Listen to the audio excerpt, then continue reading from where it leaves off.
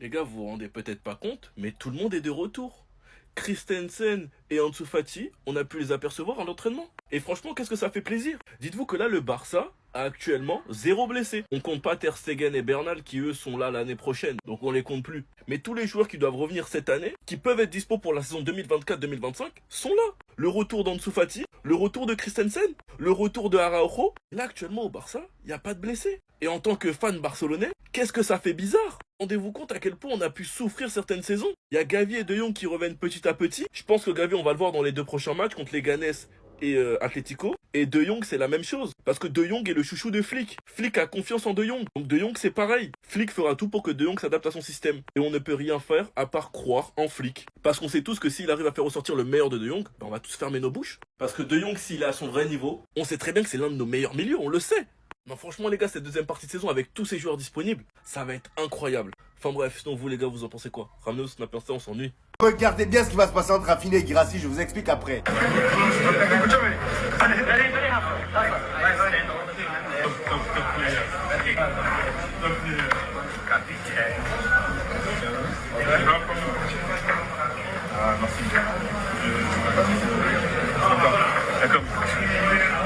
Rafinha qui parle français, alors là on aura tout vu. Pour ceux qui seraient choqués de le voir aussi ami avec Guirassy, laissez-moi vous rappeler qu'il a joué à Rennes avec Guirassy et Kamavinga. C'est après Rennes qu'il est parti à Leeds pour 17 millions d'euros. Vous savez c'est quoi le plus drôle et magnifique dans tout ça? C'est qu'après plusieurs années, il se rencontre avec Guirassy en Ligue des Champions. Et au moment où je vous parle, les deux ont les mêmes stats en Ligue des Champions lors des 6 dernières rencontres. 6 matchs, 6 buts et 2 passes décisives. C'est pas magnifique ça? Et je sais pas vous, pour moi Rafinha est en train de sortir une saison Ballon d'Or. Regardez un peu le classement des meilleurs buteurs de Ligue des Champions en 2024. Robert Lewandowski est premier avec 7 buts, Rafinha deuxième avec 6 buts, Serhou Guirassy avec 6 buts. Et chapeau à Serhou Guirassy aussi qui réalise une magnifique saison du côté de Dortmund. Après avoir tout cassé à Stuttgart, le gars est bien à Dortmund, tout le monde doutait de lui, mais il a posé ses couronnes et là il enchaîne des buts depuis le début de la saison. J'ai aussi remarqué que Dortmund ils sont tellement chauds en recrutement d'attaquants, c'est une dinguerie. Regardez un peu tous les gros attaquants qu'ils ont eu lors des 5 dernières années. Erling Haaland, Aubameyang, Serhou Guirassy, Robert Lewandowski. Ils ont tous laissé leur marque, c'est une dinguerie. C'est officiel, j'ai tout compris, Kylian Mbappé est maudit. Je pense que tant que le marabout de Pogba n'aura pas conjuré le sort, il va toujours se passer des dingueries.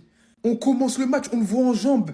Il n'a jamais été aussi explosif depuis le début de la saison. Il a mis un but mbappesque. C'est un but mbappesque. On lui fait la passe, Brahim Diaz, instinct, se retourne en une demi-seconde. Ne sous-estimez pas son but parce qu'il est exceptionnel. Il efface, pas besoin de trop de touches de balle. La preuve, quand Mbappé utilise son explosivité, son cerveau, c'est le meilleur. Et il termine d'un tir limpide.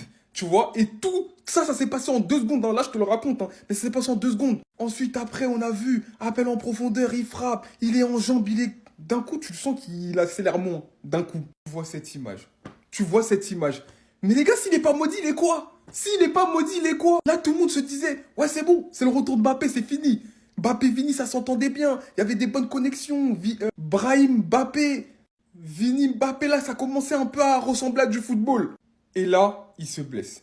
Non, je sais pas, là, je ne sais plus, les gars, je ne sais plus. Il faut l'exorciser. Non, il y a qu'un seul moyen, les gars. Rokia.